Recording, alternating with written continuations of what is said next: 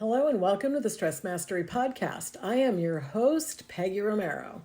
Thank you for joining me on this Saturday episode, which is our last episode on distraction. Man, this has been such a great week on the podcast. There's always so much to learn, always so much to think about, always new ways of doing things that will make life easier or better or just more meaningful. So one day on the podcast this week, one of the guys talked about all the things that we're programmed to believe. And I was thinking about what a big distraction those old programs are. I've told you guys lots of times that my mom always called me a dreamer. I still think dreaming's fantastic. I'm grateful I'm a dreamer. And I have a great imagination, so I'm never bored. I never run out of things to think about. I never run out of things to create or do or just be. It works really well for me. So I see things in my imagination that aren't even there yet. I can see the potential. I can actually see how it can be, how it could feel in my hand. So thinking about my book, for example, finally becoming the person you were always meant to be, I didn't have one word written on the page, but I could feel like I knew how good it was going to be when I got done. I knew what it would feel like to hold it in my hand, to turn the pages, to see my name on the cover. In time, I started envisioning what would the primary color be? I began to imagine what the picture on the cover would look like. It was a spark and it came to life, to light. So same with going back to school when I was younger. First of all, I had to get a GED. I didn't even have a high school diploma. But before I could do that, I had to decide on it. I had to set the intention. I had to have it as a goal. And I had to connect that goal to myself, like my heart. Why did I want to do it so bad?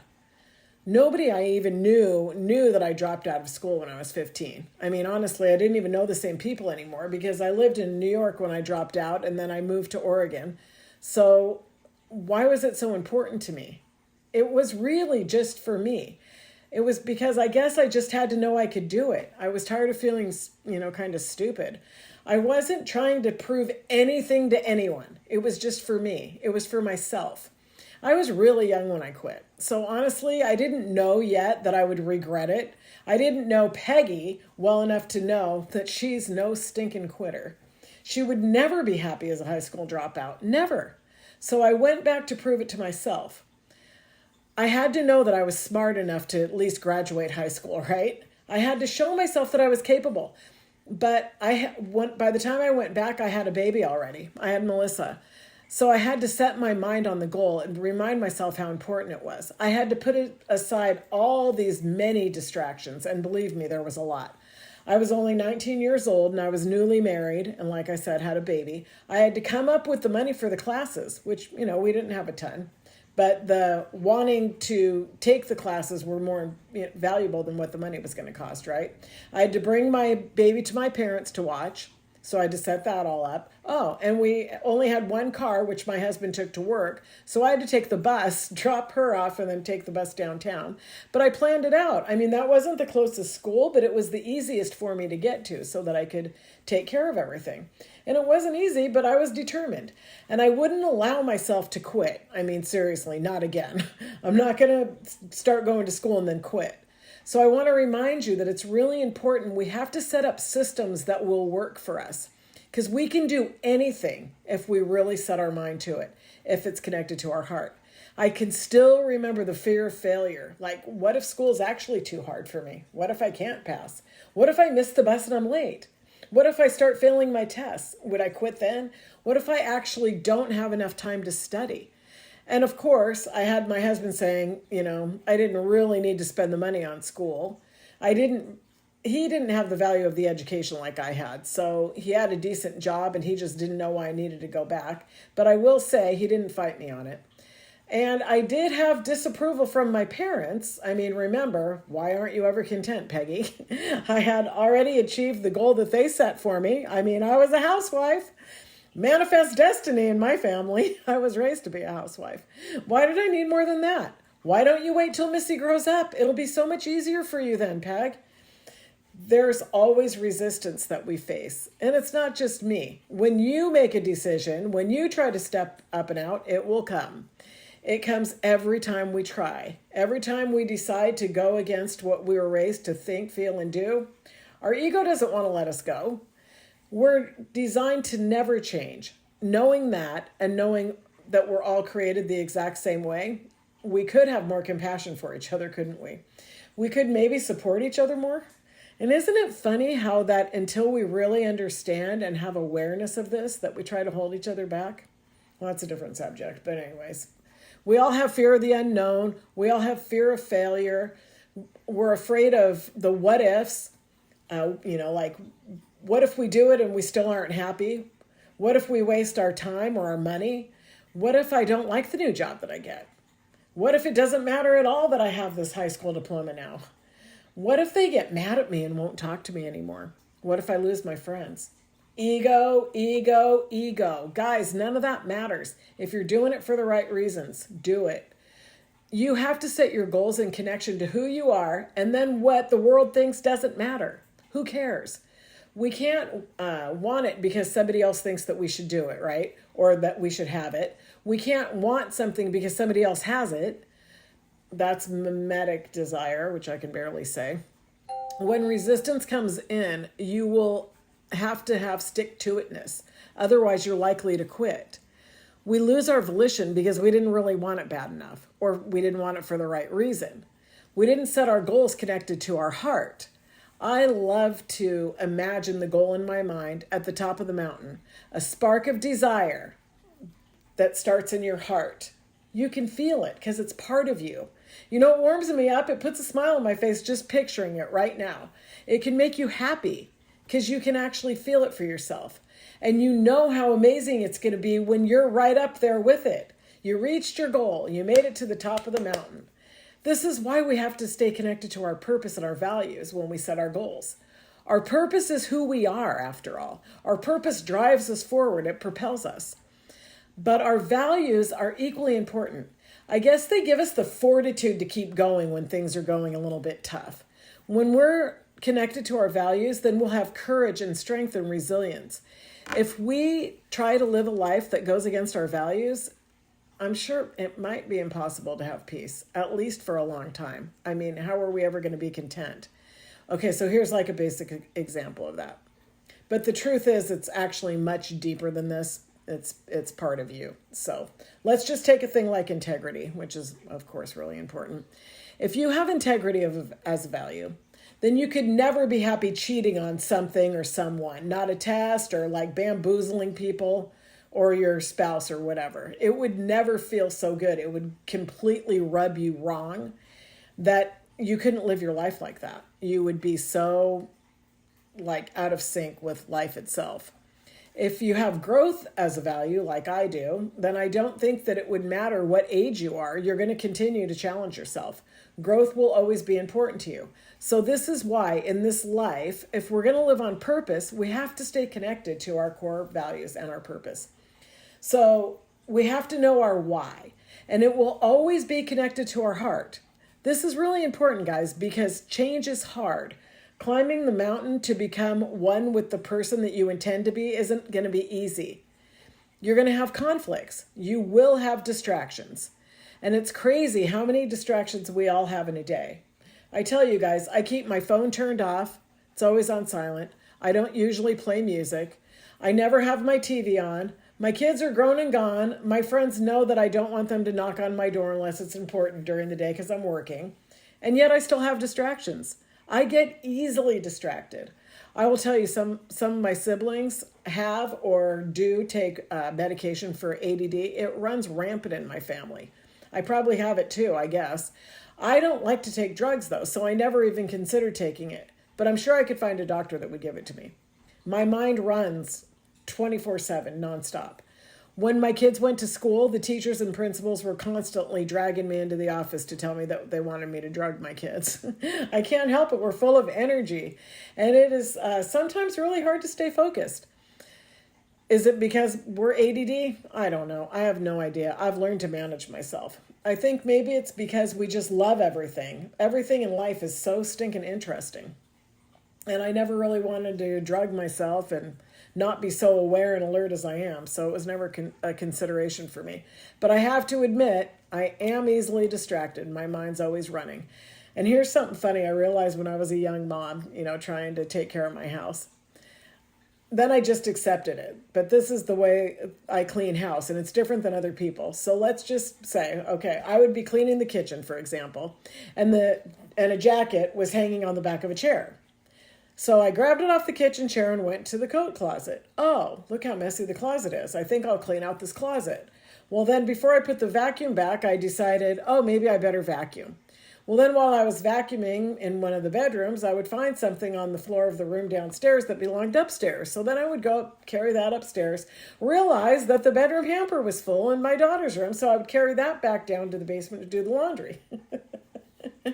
When I cut through the kitchen, oh crap, I never finished cleaning the kitchen.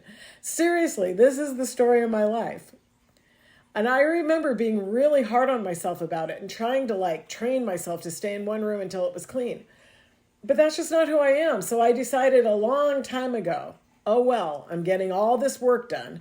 So that's just how I do it. And that's still how I am to this day. I do try to do my green focus management and I do a good job at it. But I do swing back and forth if I'm not being careful. But we all have to do what we're going to do for ourselves. I'm not sure if it's right or wrong, but I've just accepted it. But this is why I have all these things in place, processes that are going to help me get my stuff done. And I've been pretty successful at it.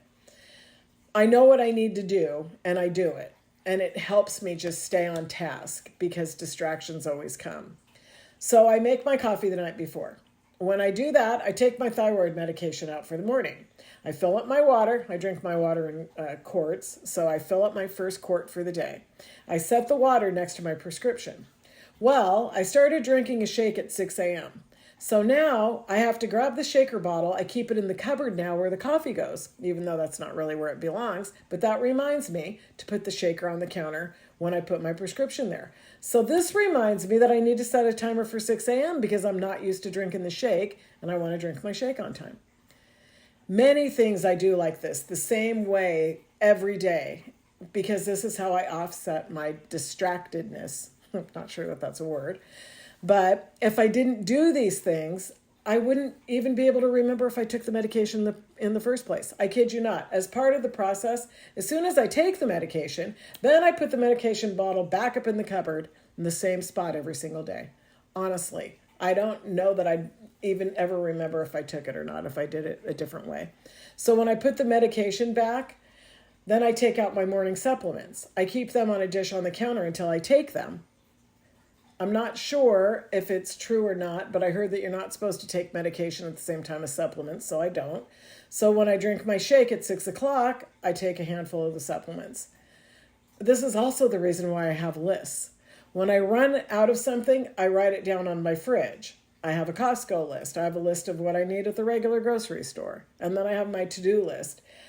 I have my must-dos, want-tos, and need-tos. I make my lists on Sunday, my main list for the week, and then I break it down daily to make sure I get everything done.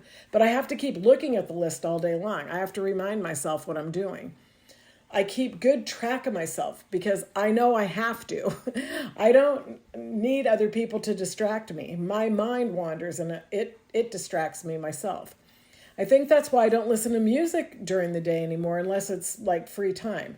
I can't stay focused on what I'm doing because I know that a song would remind me of somebody. They remind me of so many things that I'd probably want to call a friend. All this to say, we need processes. So you know the things that distract you. You know the things that distract you from having the life that you truly desire, from sticking to your plan. So what are you going to do about it? I love the idea that Bill had. He suggested that we go through each one of our values and write down what I need to do to support my value and what I will not do because I know it disconnects me from the value. So we do it with all of our values. Write down what you're going to do to hold yourself accountable. So for example, growth is one of my values. So a couple things that I can do to support my growth is do new things. That would be something I could do. That's a good example. Or create something that I haven't done before. So I told you guys last week that I joined Toastmasters. And I offered to do a table topic the very first day. And the next week I did my first speech. So that supports my growth because it took me out of my comfort zone. Growing. Boy, did it ever take me out of my comfort zone. So what will I do to hold myself accountable? Well, just using that, for example, if I wouldn't have, like if I failed to say, raise my hand and say, I'll talk, or if I didn't go that day when I said I was going to do, I close my day with a journal. So in my journal, I would admit to myself that I failed to do what I was supposed to do or what I told myself I would do. And then, of course, I would forgive myself and promise to do better next time. And I would, I betcha. But that's just an example. So yours will be as individual, it's for you. So, which reminds me that you have to know your purpose. You have to know your values in order to even do this exercise. And I think this exercise is really important because we procrastinate because of fear. So if we're not moving forward, it's just because, we think we don't know how, and then we don't want to try because we don't want to fail. So do the purpose exercise. See what your purpose is. See what your values are. And if you don't want to go into the community, then you can go to PeggyRomero.com and contact me, and I will do it with you. Either way, we're here to help you. But I highly suggest that you go to the Stress Mastery community. You guys, you can get it 30 days for free. The people in there are amazing. Everybody will help you. The courses in there are decades in the making. I mean, Bill has so much knowledge and there's so much value that he's sharing with us. So take advantage of it. He doesn't care if you go in for 30 days and get back out. There's absolutely no obligation to stay. But hop in, go to the resources, find out what your purpose and values are, if nothing else. But I also think that you should do your higher goal setting exercise while you're in there. This is not just regular goal setting. This is life-changing goal setting. This is connecting to your purpose and the true you. And I really think that when you can set your goals connected to your purpose, that spark in your heart comes alive. It's your driving force. The Bible says, set your mind and keep it set. We know distractions are going to come, so you got to keep your mind set. The ego is going to make sure that distractions come. Conflict and change is all around us all the time. Stress is abundant. It's never going to quit. But we don't have to live our life in stress. We can actually live in peace. In our heart. With chaos all around us, we can still live in peace. I love Stress Mastery because it saved me, honestly. I thought I was about to have a heart attack any day when I very first met Bill. Actually, I probably would have by now. I wouldn't be surprised if I had. But I haven't. And my goal of living in peace has come true. I love peace. I love calm. And I was never living in peace or calm or quiet. And now I do. So it's changed my whole life. I've changed the way I live, the way I think. I changed the way I feel about most things, the way I see things for sure, and the way I set my goals. I would have never made such lofty goals before. I was too full of self-doubt. I was never fulfilled with my life, no matter what I had, no matter where I'd been, no matter what I had done in my life. I was sick and tired of living a life that had no meaning. Now I get to live a life that feels so much more fulfilled. And believe me, if you just were looking from the outside, it doesn't look that much different. But on the inside, anyone who knows me knows I'm totally different. And I've been able to reach my goals of looking and living for peace and living in peace. And I found it. Ta-da! If you are connected to the right goals for the right reason, it is so much easier to achieve them. The distractions will come and go. Life will ebb and flow, but you will stay on pace. So may I suggest, find your purpose and your values. Set your goals in accordance with those. Set your mind and keep it set. And set up systems that will help you stay the course. You can do it. Guys, I hope you enjoyed today's podcast, and I hope that we're connected. I am Peggy with Purpose on my social media platforms. And like I mentioned, you can connect with me at PeggyRomero.com. And that is it for today's podcast. I thank you for listening, and I hope that this helps you and that you weren't too distracted to hear what I was saying. Next week, we're discussing prudence. And I can't wait to hear the podcast tomorrow because I'm not exactly sure what prudence means. I for sure have to look that up. Remember, our mission here is to create a shift in the planet, and you can join us on that mission by simply like, share, and subscribe. The links are right below the show notes. As always, until next time, stay inspired.